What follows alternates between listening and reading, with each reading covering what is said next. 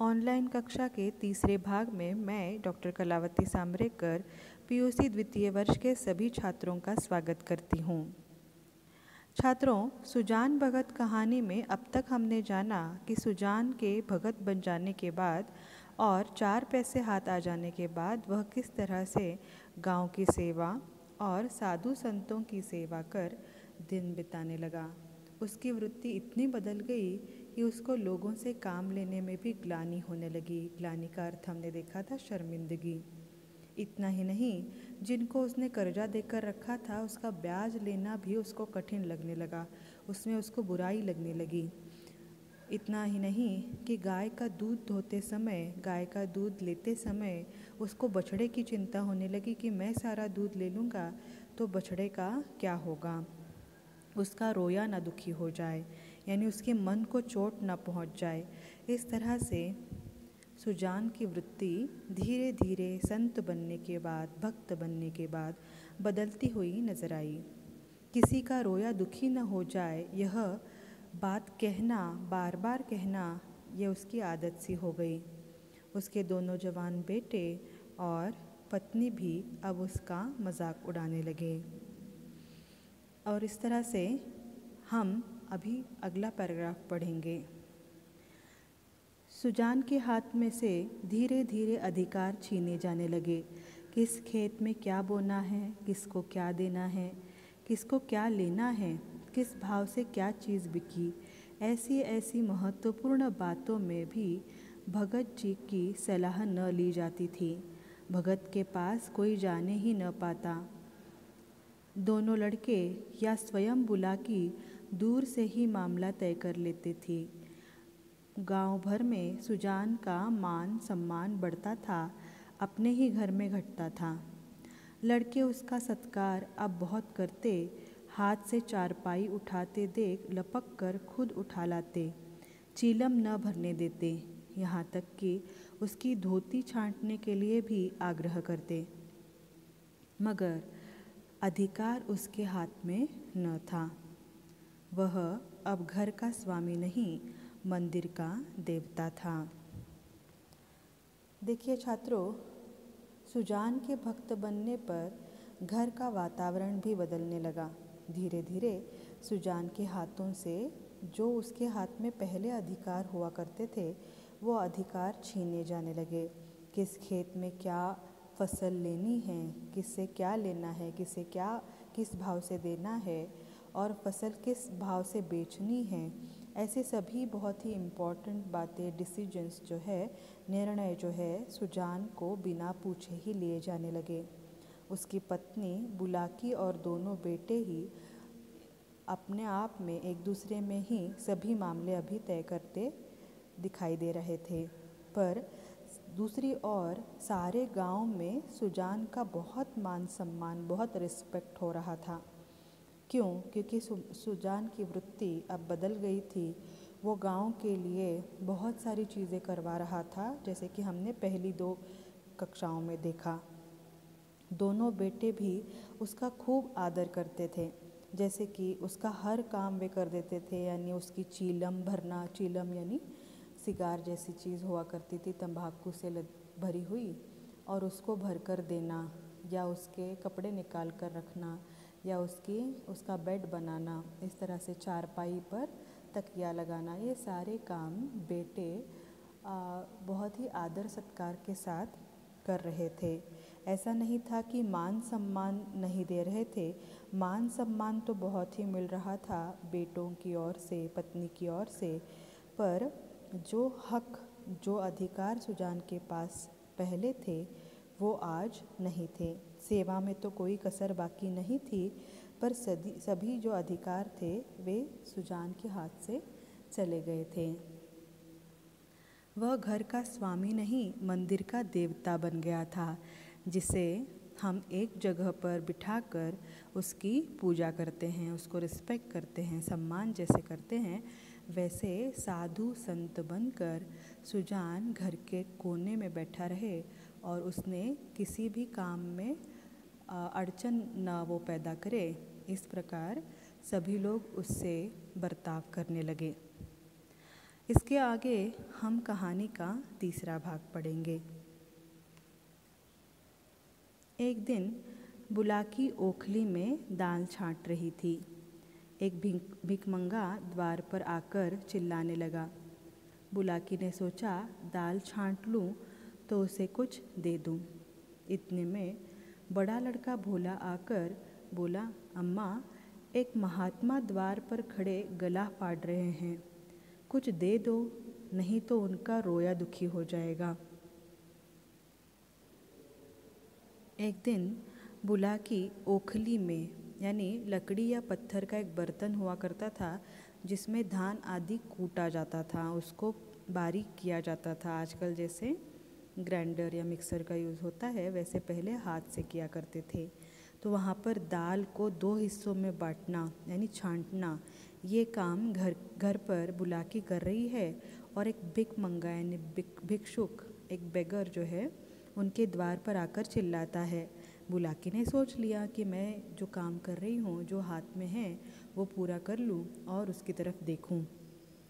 उतने में उसका बड़ा लड़का भोला आकर बोला, अम्मा, एक महात्मा द्वार पर आ रहे हैं और द्वार पर आए हैं और वो चिल्ला रहे हैं, और अगर जल्दी तुमने कुछ नहीं दिया तो उनका रोया दुखी हो जाएगा। यहाँ पर सुजान का बेटा भोला जो है वो सरकास्टिकली या व्यंग्यात्मक पद्धति से बोल रहा है कि जाओ माँ, उसको कुछ दे दो, नहीं तो उसकी आत्मा को, उसके मन को चोट पहुँच जाएगी, जैसे पिताजी कहते हैं। यहाँ पर भोला हंसी व्यंग्य से अपने पिता की नकल उतारता है। बुलाकी ने उपेक्षा के भाव से कहा, भगत के पाँव में क्या मेहंदी लगी है? क्यों कुछ लेकर जाकर नहीं देते? क्या मेरी 4 हाथ हैं? किस किस का रोया सुखी करूं? दिन भर तो ताता लगा रहता है। बुलाकी को तो थोड़ा बहुत गुस्सा ही आ गया और उसने कहा, भगत के पाँव में क्या मेहंदी लगी है? यानी पाँव में मेहंदी लगने के बाद इंसान चल नहीं सकता ना, इसीलिए यहाँ पर व्यंग्यात्मक रूप में बुलाकी कहती है। और उनको जाकर देने के लिए तो आ सकता है भिक्षा, और मेरे तो 4 हाथ नहीं हैं कि मैं यहाँ काम भी संभालूँ घर का और बाहर जाकर भिक्षा भी दे दूँ। और दिन भर तो तांता लगा रहता है। तांता लगना यानी व्यक्तियों की कतार, लाइन लगना। रोज़ इस घर में बहुत सारे व्यक्ति कुछ न कुछ मांगने के लिए आते हैं। मेरे 4 हाथ तो है नहीं कि मैं जाकर उनको हर बार परोसती रहूं। क्यों नहीं सुजान जाकर दे देता? इस तरह से बुलाकी बहुत ही गुस्से से, थोड़ा चिढ़ कर कहती है कि सुजान क्यों नहीं जाकर भी दे देते हैं। भोला, चौपट करने पर लगे हुए हैं और क्या? अभी महंगू बेग देने आया था, हिसाब से 7 मन हुए, तोला तो 6.25 मन ही निकले। मैंने कहा 10 सेर और ला, तो आप बैठे बैठे कहते हैं अब इतनी दूर कहाँ जाएगा, भरपाई लिख दो, नहीं तो इसका रोया दुखी हो जाएगा। मैंने भरपाई नहीं लिखी, 10 सेर की बाकी लिख दी। यहाँ पर भोला कहता है, हाँ हाँ माँ, पिताजी तो सारा चौपट करने पर तुले हुए हैं। चौपट का अर्थ है नुकसान कराने पर तुले हुए हैं। अभी महंगू नाम का व्यक्ति आया था जिसने हमसे कर्जा लिया हुआ है। उस ज़माने में कर्जा पैसों के रूप में होता था और कभी कभार चुकाते वक्त किसान उसे फसल के रूप में चुकाता था। तो यहाँ पर हिसाब से 7 मन, यानी ये एक मेजरमेंट है, उस हिसाब से 7 मन 7 kg 7 किलो भी हम समझ सकते हैं। तो उसने जब नाप तोल किया, उसको जब उसने तोल कर देखा तो वो 6.25 किलो निकला या 6.25 मन ही निकला। तो मैंने क्या कहा कि तुम्हें और भरपाई इसकी देनी है। उतने में ही सुजान ने उठकर कहा कि इतनी दूर वापस जाकर वो कहाँ से फसल लेकर आएगा, तुम उसको जो बाकी लिखने की बजाय उसका पूरा पेड़ करके लिख दो, या उसने भरपाई कर दी करके लिख दो करके पिताजी भोला को समझाते हैं। पर भोला उसकी जगह पर 10 सेर बाकी है या 10 मन बाकी है ऐसा लिख देता है। और ये जो इंसिडेंट हुआ था वो अपनी माँ को बता रहा है। उस पर बुलाकी कहती है, बहुत अच्छा किया तुमने, बकने दिया करो, 10-5 दफ़े मुँह की खा जाएंगे तो आप ही बोलना छोड़ देंगे। तो तुमने सही किया कि उनके मुंह पर ही ये बातें कर दी।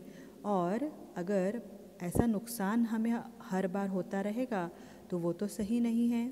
और 10-5 बार मुंह पर ही तुम बोल दोगे तो अगली बार फिर से वो चुप हो जाएंगे। भोला कहता है, दिन भर एक न एक खूचड़ निकालते ही रहते हैं। 100 दफ़े कह दिया कि तुम घर गृहस्थी के मामले में न बोला करो, पर इनसे बिना बोले रहा ही नहीं जाता। भोला कहता है, दिन भर कोई ना कोई खूचड़ यानी कोई ना कोई कमी निकालते ही रहते हैं हमारे कामों में। और मैंने कितनी बार पिताजी को, सुजान को समझाया है कि आप चुप रहिए, आप इस सांसारिक बातों में, घर गृहस्थी की बातों में बोला मत कीजिए, पर बिना बोले इनको रहा ही नहीं जाता माँ। ऐसे बुलाकी का बड़ा बेटा बुलाकी को जो जो बातें हुई हैं सुजान की और उसके बीच में वो बता रहा है। बुलाकी कहती है, मैं जानती कि इनका यह हाल होगा तो गुरु मंत्र लेने ही नहीं देती। यहाँ पर बुलाकी बहुत ही पते की बात बोलती है कि अगर मुझे पता होता कि साधु संत बनने के बाद अगर इंसान इतना अच्छा हो जाता है या इतना मोह माया छोड़ देता है, यानी उसको हर रूप में लोगों का ही अच्छा भला दिखाई देता है, तो ऐसा अगर होता और हमारा नुकसान होगा करके मुझे पता चलता और ये सुजान जो है, सुजान महतो, सुजान भगत बनकर इतना बदल जाएगा करके पता होता, तो मैं उसको साधु संत भक्त बनने ही नहीं देती, गुरु मंत्र लेने ही नहीं देती। गुरु मंत्र लेना यानी क्या करना? संन्यास लेना। तो इस तरह से बुलाकी और भोला सुजान के बारे में बातें कर रहे हैं। उतने में भोला फिर कहता है, भगत क्या हुए कि दिन दुनिया दोनों से गए, सारा दिन पूजा पाठ में ही उड़ जाता है। अभी ऐसे बूढ़े नहीं हो गए कि कोई काम ही ना कर सके। तो भोला कहता है कि भगत क्या बन गए, दिन और दुनिया दोनों से ही वो चले गए हैं माँ। और ऐसे होगा तो कैसे चलेगा कि अभी ऐसे बूढ़े भी नहीं हुए हैं कि वो कोई भी काम नहीं कर सकते, अभी भी वो जवान है, हट्टे कट्टे हैं, कुछ भी काम कर सकते हैं घर का। बुलाकी ने आपत्ति की और कहा, भोला यह तुम्हारा कुन्याय है, फावड़ा कुदाल अब उनसे नहीं हो सकता, लेकिन कुछ न कुछ तो करते ही रहते हैं। बैलों को सानी पानी देते हैं, गाय दुहाते हैं और भी जो कुछ भी हो सकता है करते हैं। तो बुलाकी यहाँ पर उल्टे भोला पर गुस्सा होती है और कहती है कि भोला तू यह अन्याय की बात कर रहा है। वे बैलों को पानी डालना, उनको चारा देना, कुदाल फावड़े से वो काम नहीं करते, वो पता है मुझे। खेतों पर नहीं जाते, पर घर में जो कुछ भी काम बन पड़ता है तुम्हारे पिताजी सारा करते हैं। तो ऐसा मत कहो कि वो कुछ भी काम नहीं करते। भिक्षुक अभी तक खड़ा चिल्ला रहा था। सुजान ने जब घर में से किसी को कुछ लाते न देखा तो उठकर अंदर गया और कठोर स्वर में बोला, तुम लोगों को कुछ सुनाई नहीं देता कि द्वार पर कौन घंटे भर से खड़ा भीख मांग रहा है? अपना काम तो दिन भर करना ही है, एक क्षण भगवान का काम भी तो किया करो। तो उतने में भिक्षुक जो है अभी भी द्वार पर ही खड़ा हुआ है, ये सुजान भगत ने दूर से देखा और उसको भिक्षा देने के लिए वो अंदर चला गया। और अंदर से जाते जाते उसने कहा कि तुम लोग अपना काम दिन भर कर सकते हो, एक व्यक्ति द्वार पर आकर कितनी देर चिल्ला रहा है वो सुनाई नहीं देता तुम लोगों को?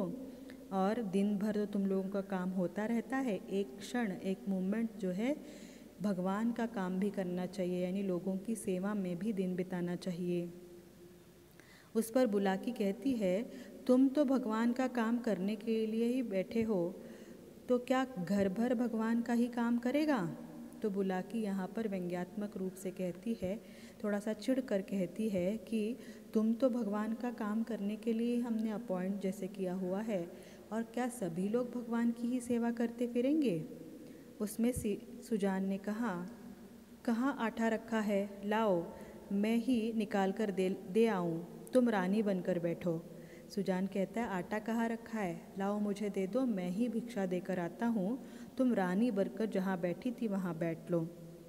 बुलाकी कहती है, आटा मैंने मर मर कर पीसा है, अनाज दे दो, ऐसे मुड़चिरों के लिए पहर रात से उठकर चक्की नहीं चलाती हूँ। तो बुलाकी को आया गुस्सा, क्योंकि आटा मांग रहा है सुजान भिक्षा में दान करने के लिए। तो उतने में ही वो कहती है कि मैं रात दिन बैठकर आटा पिसवाती हूँ या मैं खुद पीसती हूँ, और ऐसे खाली लोगों को, ऐसे भिक्षुक लोगों को, ऐसे अनचाहे लोगों को देने के लिए नहीं, तुम उसको अनाज दे दो, ऐसे बुलाकी कहती है। उन दिनों आटा जो है घर की चक्की में पिसवाया जाता था, तो उसमें बहुत सारे कष्ट होते थे, तो उसके चलते बुलाकी शायद ऐसा कहती है। सुजान भंडार घर में गए और एक छोटी सी छबड़ी को जौ से भरे हुए निकले। जौ सेर भर से कम न था। सुजान ने जानबूझकर केवल बुलाकी भोला को चिढ़ाने के लिए भिक्षा परंपरा का उल्लंघन किया था। 30 पर भी यह दिखाने के लिए कि छबड़ी में बहुत ज़्यादा जौ नहीं है, वह उसे चुटकी से पकड़े हुए थे। चुटकी इतनी बोझ न संभल सकती थी, हाथ काँप रहा था। एक क्षण विलंब होने से के हाथ से वह छूटकर गिर पड़ने की संभावना थी। तो सुजान भी भंडार घर यानी जहाँ पर फसल रखी जाती है, या वहाँ पर सारे जो साल भर की फसल हम रखते हैं, स्टोर रूम, उस घर में वो जाता है, उस रूम में वो जाता है, और छोटी सी छबड़ी यानी जो बैम्बू की बनी हुई होती है, एक टोकरी कह सकते हैं हम, उस टोकरी नुमा चीज़ में वो जौ यानी धान भरता है, शायद वो जवार है, तो वो भर देता है और अपनी पत्नी और अपने बेटे को चिढ़ाने के लिए उसको ज़्यादा भर भर कर वो ला रहा है, और हाथ से पकड़ता ऐसे है कि जैसे हम बहुत कम क्वांटिटी में जब उसमें धान भरते हैं तो इजीली पकड़ते हैं, तो वो 2 उंगलियों से पकड़ता है ताकि पत्नी और बेटे को ऐसा लगे कि उसमें ज़्यादा उसने धान नहीं लिया हुआ है, ज़्यादा अनाज उसने नहीं लिया है, ऐसा उनको आभास हो।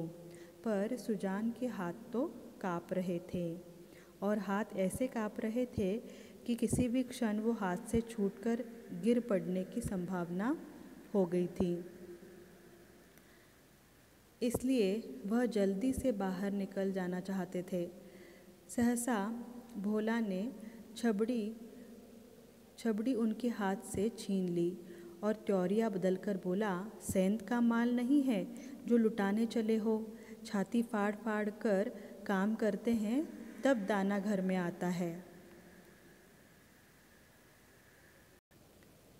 तो जैसे ही भोला और बुलाकी ने ये देखा कि एक छबड़ी में, एक टोकरी में अनाज डालकर सुजान देने जा रहा है भिक्षुक को, उतने में ही सहसा भोला ने कहा कि उसकी छबड़ी यानी वो जो टोकरी है वो हाथ से छीन ली, और कहा कि इतना सारा अनाज दे रहे हो, ये क्या सेंध का माल नहीं है, ये मुफ्त में मिला हुआ माल नहीं है जो लुटा रहे हो। मैं छाती फाड़ फाड़ कर, मैं और मेरा भाई मेहनत करते हैं, तब जाकर ये फसल उगती है, और तुम ऐसे ही मुफ्त में लोगों को, भिक्षुकों को दान करने पर तुले हुए हो। तो हमने जब काम किया है छाती फाड़ फाड़ कर, यानी बहुत हार्डवर्क किया है, तब जाकर ये दाना घर में आया है, ये अनाज घर में आया है, और तुम उसे लुटाने बैठे हो। इस तरह से भोला जो है सुजान का अपमान करता है, और सुजान भगत के हाथ से वो छबड़ी छीन कर वो उसे गुस्से से 2-4 बातें बोल देता है। आगे हम अगली क्लास में पढ़ेंगे। धन्यवाद।